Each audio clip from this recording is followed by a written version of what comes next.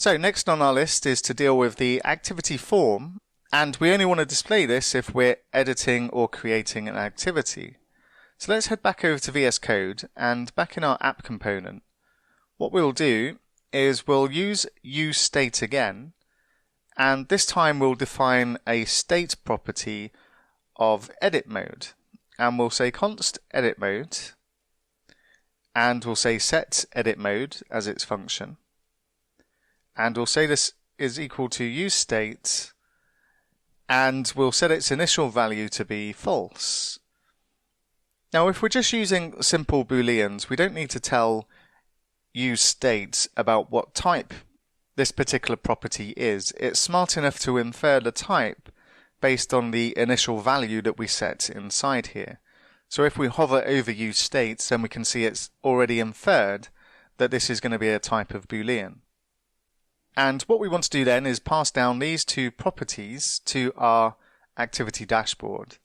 So we'll pass down the edit modes, and we'll set this equal to edit mode, and also the set edit mode, and set this equal to set edit mode. And inside our activity dashboard, we'll need to add these to our interface. So we'll just say edit mode is going to be a boolean, and the set edit mode is going to be a function that takes an edit mode as its parameter, which is going to be a type of boolean, and again it's just going to return void. And then we can destructure these into our activity dashboard. So we'll set edit mode, and we'll say set edit mode.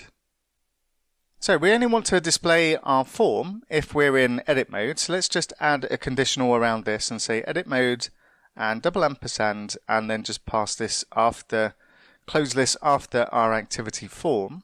So this will only be open if we're in edit mode.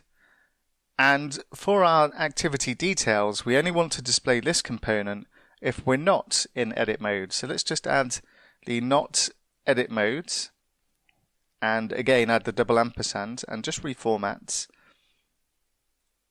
And now what we should find is, if we take a look at our browser again, if we click on view, we can see our activities, and we don't see our form inside here. But we also want to hook up the functionality to this edit button, so let's go back to VS Code, and what we need to do is pass down our set edit mode to our activity details. So I'll pass this in here, and we'll need to head back to our activity details component.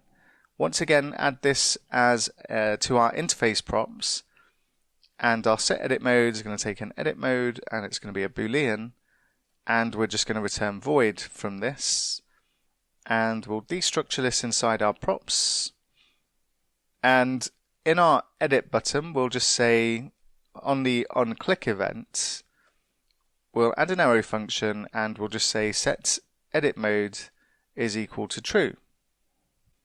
And if we go back and take a look, we should be able to view an activity and click on edit mode, and we display the form. So what we also need to do is be able to open this form when we click on this create activity button.